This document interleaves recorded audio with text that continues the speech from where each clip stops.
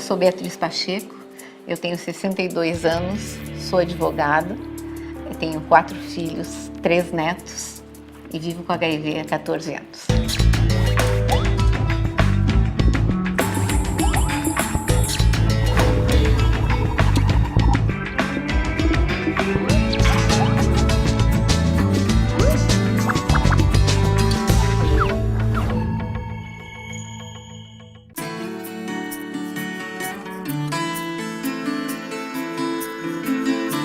Durante muitos anos, receber um diagnóstico de AIDS era como uma sentença de morte. Atualmente, com o avanço das pesquisas, os tratamentos disponíveis trazem qualidade de vida e longevidade aos pacientes. E o Brasil é um exemplo mundial nas políticas públicas de combate à AIDS. Mas se por um lado avançamos em termos de tratamento, continuamos deficientes em termos de prevenção. A doença se espalhou, atingindo homens e mulheres, homossexuais e heterossexuais. Por isso, a prevenção continua sendo essencial e passa pela prática de sexo seguro com o uso de camisinha.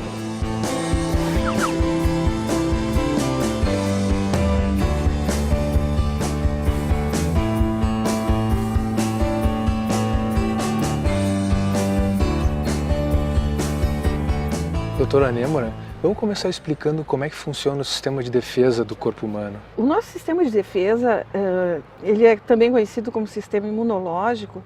Ele é um complexo de células e substâncias que funcionam meio sinergicamente, assim, todas em conjunto, para nos defender de agressores externos, né? Principalmente doenças. O organismo, uma vez que ele reconheça alguma coisa como estranha a ele, ele precipita a proliferação dessas células, e essas células vão produzir outras substâncias, e essas substâncias vão estimular a produção de novas células, né, dentro de um sistema complexo e bem organizado, cuja principal função é essa, né, é destruir o que o organismo não reconhece como parte de si mesmo. Às vezes eu costumo explicar para os meus pacientes que o sistema imunológico é como que um exército de soldados brancos, né? Seria algo como tem o general, tem o coronel, tem os soldados trabalhando em sintonia, em harmonia para atacar esses agentes estranhos no corpo. É exatamente isso que acontece. Algumas células que são mais conhecidas, assim, porque elas são vistas em especial em algumas doenças, que são os linfócitos, né? Os linfócitos conhecidos como CD4, eles basicamente fazem isso. Eles reconhecem o que é estranho e eles atacam, né? Tentando destruir, assim, para salvar o nosso organismo. E a importância do linfócito T CD4 é muito grande na AIDS. Certamente, o linfócito T CD4 positivo, como a gente chama, ele está relacionado com o HIV, com a AIDS, porque o vírus da AIDS ataca exatamente essa célula. Quando ele ataca, ele destrói essa célula, que é uma célula de defesa, e o que acontece? As nossas defesas vão progressivamente diminuindo e o nosso organismo se torna menos ou pouco capaz de se defender dessas doenças.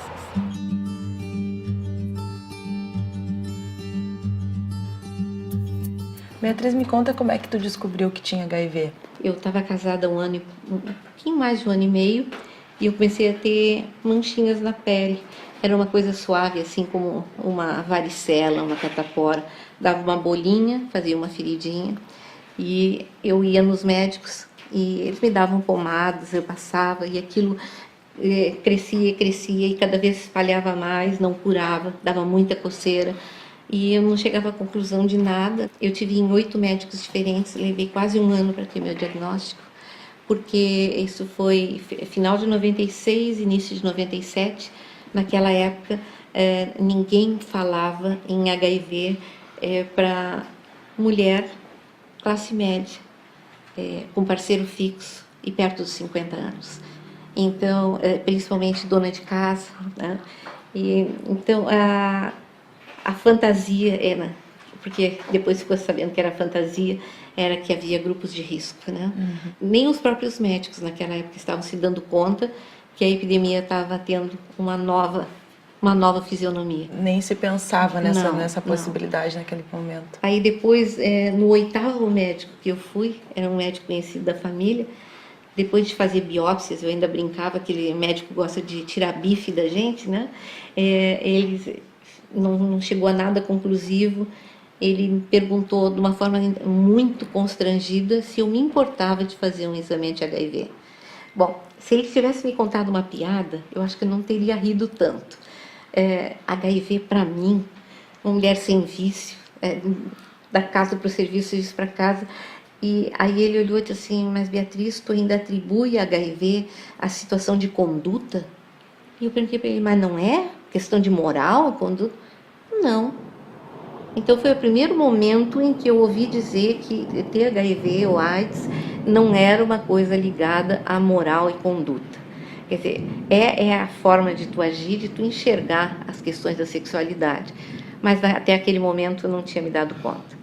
Eu fiz o meu anti-HIV ainda rindo e acreditando que não era para mim, isso não era coisa para uma dona de casa. O grupo de risco passou, no momento em que a epidemia passou a ter um caráter até prevalentemente heterossexual, que é a realidade no Brasil atual, é evidente que esta situação, tendo se modificado, e paralelamente, reforçando essa ideia, uma diminuição importante nos casos de AIDS em usuários de drogas ilícitas, é evidente que não tem mais cabimento se falar em grupos de risco. Não existem mais grupos de risco, são as situações de risco. Então não existe grupo de risco, existe a situação de risco. A situação de risco é sexo não protegido, de qualquer tipo.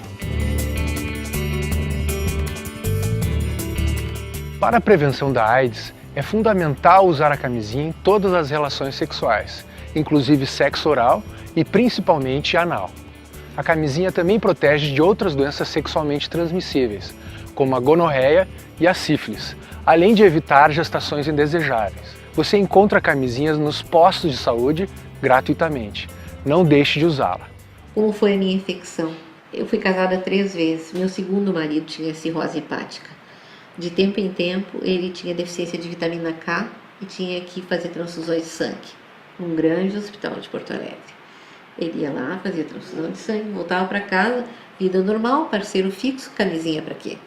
Ele faleceu de cirrose hepática sem que houvesse diagnóstico de HIV, sem que nem os médicos tivessem se dado conta que numa dessas transfusões o HIV tinha entrado na nossa história. Então ele pegou HIV por uma transfusão e depois passou para a senhora. relação sexual desprotegida.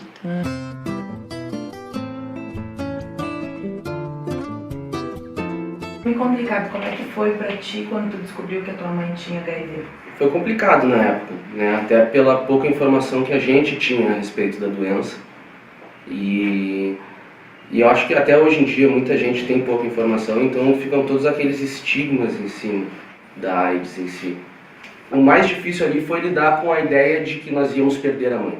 Talvez até o preconceito e as coisas viessem depois dessa noção de morte que chegou assim. Sim, com certeza, até porque na nossa cabeça é estranho, é a minha mãe, que tipo de preconceito eu vou ter contra ela, exatamente. Entendeu? É uma situação que ela está passando e a maior dificuldade mesmo foi como nós vamos conviver com isso e quanto tempo nós vamos, né, ter a mãe ainda. Quando é que se deve fazer o teste do HIV? Qualquer pessoa que se expôs, e se expor significa uma relação sexual sem uso de preservativo, principalmente com parceiros eventuais, o que não protege as pessoas que têm um parceiro fixo de também se contaminarem. E por que no início o teste do HIV pode dar negativo e a pessoa ter o HIV? Porque os testes, na grande maioria deles, eles detectam o anticorpo contra o HIV. Então assim, o vírus entra no nosso organismo e o organismo leva algum tempo para produzir uma quantidade de anticorpos suficientes para serem detectadas por esses testes anti-HIV. Então, em geral, dependendo do teste, isso varia, né? Até de algumas semanas, poucas semanas, até 60, 90 dias, né? Os testes mais antigos, eles eram menos sensíveis, então demorava mais para ficarem reagentes, mas é esse tempo, é o tempo que o organismo demora para produzir os anticorpos necessários para serem detectados.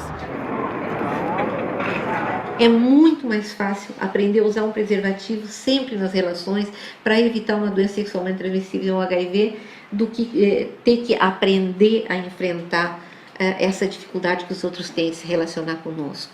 Mas, por outro lado, dizer assim, meu mundo terminou por isso. Não, olha a chance, eu estou no lucro. Eu ia viver 18 meses, vai fazer 15 anos. O viver com HIV é perfeitamente possível. Agora, a sociedade está precisando entender isso um pouco mais.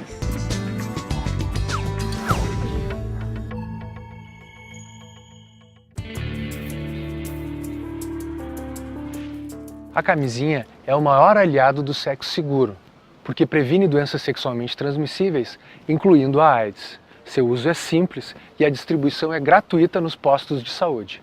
Você usa a camisinha? Com certeza. Costumo com meu esposo, claro. Eu, graças a Deus, eu uso direto. Até com minha própria esposa dentro de casa eu uso. Preservativo é o primordial. Claro, para evitar a contaminação, né? Eu acho que é muito mais do que a gravidez, é a prevenção dessa transmissão de doenças sexualmente transmissíveis, né? Prevenção, muito importante. O caso de AIDS, cada dia que se passa é só aumentando, né? A gente vê, e agora a gente não está vendo mais só nos jovens, a gente já está vendo gente da terceira idade, né?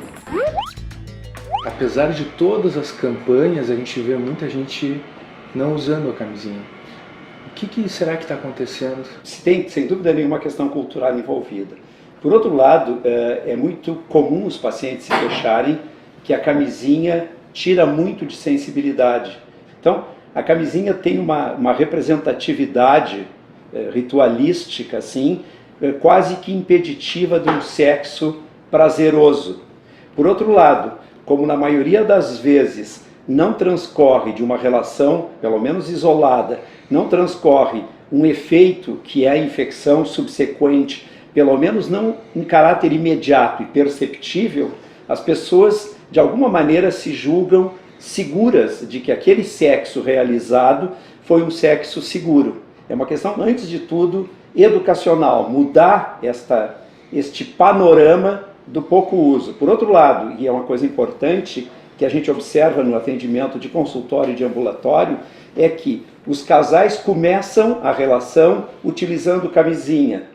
A intimidade progressiva parece que lhes dá uma ideia de imunidade recíproca. E eles que de início usavam camisinha, param de usar camisinha, mesmo que às vezes sequer saibam da situação sorológica recíproca, que dirá da possibilidade de que a relação não seja necessariamente monógama das duas partes. O que a gente pode orientar as pessoas que estão chegando nesse ponto? Porque em algum momento as pessoas normalmente vão querer ter filhos também, né? A gente tenta trabalhar, já que é difícil fazê-los retornar ao uso da camisinha, é trabalhar em cada um separadamente a ideia que as relações extraconjugais obrigatoriamente tem que ser com camisinha, obrigatoriamente. A gente, a partir dali, começou a aprender. O Carlos foi fazer o teste dele, nos disseram que ele tinha que esperar depois 90 dias para repetir o teste. E a gente ia ter que usar preservativo sempre nas relações. É outro aprendizado. Eu nunca tinha visto um preservativo, com quase 50 anos. Até porque, do jeito que eu fui educada, isso não era coisa para mulher séria. Então eu fui aprender a usar preservativo, fui começar a entrar no mundo de uma sexualidade verbalizada. Porque a minha geração é de que as coisas ligadas ao sexo são feias, são pecados, são sujas, não são coisas dignas. Quando na realidade eu agora tenho consciência que a sexualidade é uma coisa igual ao sono, à fome, e assim devia ser ensinado para as crianças. E no que consiste o tratamento para o HIV? O tratamento para o HIV, ele consiste basicamente de 3 remédios diferentes, né? São combinações de medicamentos. Hoje em dia já se conseguiu assim 2, 3 comprimidos por dia e a gente resolve isso. Antigamente era diferente, né? Chegava a se usar 9, 12 comprimidos por dia. Então, tomando alguns comprimidos por dia, a pessoa portadora do HIV pode levar uma vida praticamente normal por muitos anos. Com certeza. Se ela tomar medicamentos, a gente consegue reverter esse processo de destruição do sistema de defesa. né? Em vez que o vírus destruir, né, o vírus não destrói mais, a gente consegue diminuir muito a quantidade de vírus no organismo e essas células são repostas. Então, assim, enquanto não se usa medicamento, o CD4 vai caindo. Quando a gente começa a dar medicação, essas células começam a subir, né, a aumentar, e o organismo readquire a sua capacidade de lutar contra doenças em geral. O vírus da AIDS destrói as células TCD4, que são importantes para o sistema de defesa do corpo, diminuindo a imunidade de quem tem a doença. Quando o paciente toma um coquetel anti-HIV, os medicamentos não matam o vírus, mas dificultam a sua ação de diferentes formas. Alguns bloqueiam a entrada do vírus nas células CD4, outros impedem a multiplicação do vírus dentro das células CD4. E a gente sabe que a medicação do HIV tem que ser tomada de forma muito regrada, né? Tem que tomar todos os dias, todas as doses, no horário correto. Isso porque se começam a haver falhas, o vírus começa a aumentar e vai criando uma resistência e que lá pelas tantas já não tem mais o que usar, né? Ficou resistente a uma medicação aqui, ali no lado já não tem mais o que fazer. E como é que a senhora faz no seu dia a dia para conseguir manter isso? A medicação hoje, como eu disse, está muito mais fácil de tomar. Quando eu comecei a tomar, eu fazia 5 jejuns por dia para conseguir, porque era um remédio que exigia jejum. Hoje em dia eu tomo minha medicação no café da manhã e no jantar. Só. E aquela coisa assim, nós tínhamos constrangimento de andar com a medicação, que, nossa, era realmente muita medicação que se tomava no início. Eu cheguei a tomar 43 comprimidos por dia. Hoje eu tomo 6.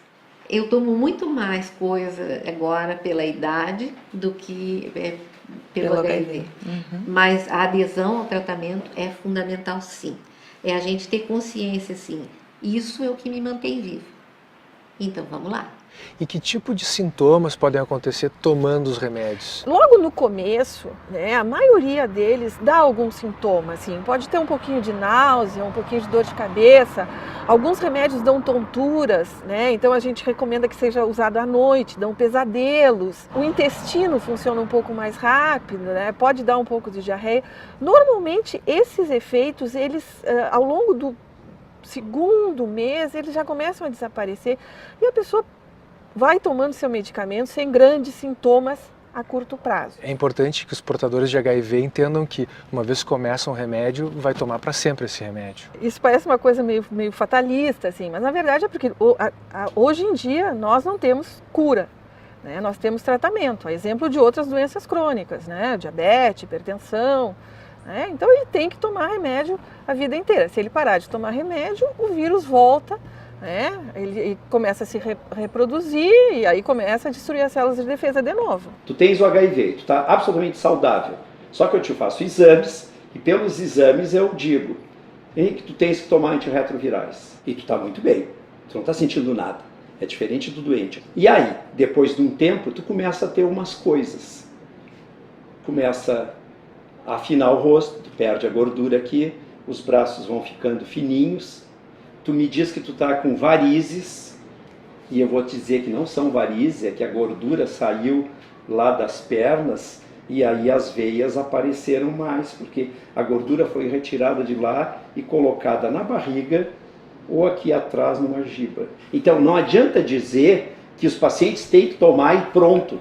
Tu tem que entender que é muito difícil e que é um trabalho contínuo convencê-los a manter o tratamento. Agora, a pessoa doente chega no meu consultório, perdeu nos últimos 3 meses 10 quilos, tem tido febre todo fim de tarde, sua de noite, está com diarreia intermitente. Eu afasto uma infecção oportunística, eu afasto uma tuberculose e eu inicio antirretrovirais nele. Em 3 meses ele é uma outra pessoa, outra. Ele engorda de novo, ele se sente maravilhosamente bem, desaparece a febre. Este paciente se adere ao tratamento de uma maneira quase canina. Mas o paciente que está bem, que é o que nós estamos cada vez mais abordando, com tratamento precoce, esse é mais complicado. O diagnóstico precoce de HIV aumenta a expectativa de vida do soro positivo. Além disso, as gestantes soropositivas têm altíssima chance de ter um filho sem HIV se seguir o tratamento durante o pré-natal, parto e pós-parto. Por isso, se você teve uma relação desprotegida, faça o teste. Ele pode ser feito no posto de saúde, no hospital ou num centro de testagem e aconselhamento.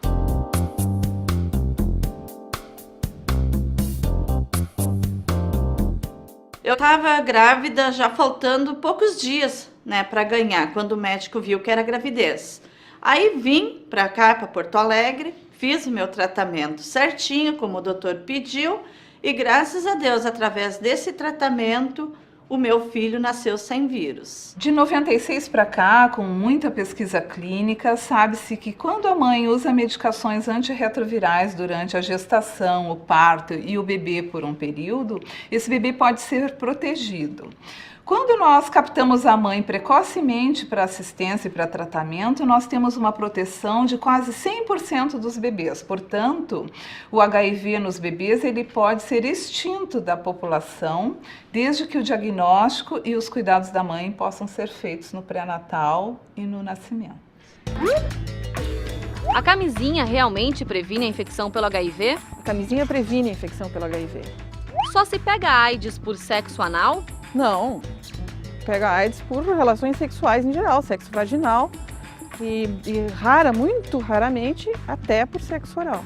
Homem e mulher pega mais fácil? Nas relações heterossexuais, a mulher tem mais chance de se contaminar do que o homem, mas o homem também se contamina a partir de uma mulher positiva. Ejacular fora previne da contaminação? A possibilidade é pequena, né? Mas não é impossível. Imagine que a pessoa tem uma doença sexualmente transmissível, com uma lesão, né? Então é possível, assim, excepcionalmente. HIV e AIDS são a mesma coisa? Não, não são a mesma coisa. A AIDS representa as fases mais avançadas da infecção pelo HIV, né? Quando o doente se torna mais grave. É possível ser infectado através do alicate de unha ou aparelho de barbear? As chances são extremamente pequenas, é praticamente impossível. Agora, as pessoas não devem esquecer que os vírus da hepatite B e C, eles são muito mais resistentes e se transmitem com muito mais facilidade do que o HIV. Posso pegar AIDS fazendo sexo oral? É extremamente raro. Tem 2 ou 3 casos relatados na literatura, mas hoje em dia a gente avisa as pessoas, né, desses 2 ou 3 casos.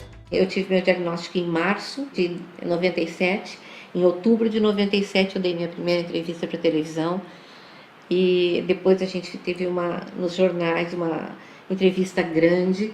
Foi muito estranho, porque aí eu comecei a me deparar de verdade com preconceito. No edifício que eu morava, eu comecei a receber bilhetinhos anônimos. Saia idética, isso aqui não é hospital de caridade.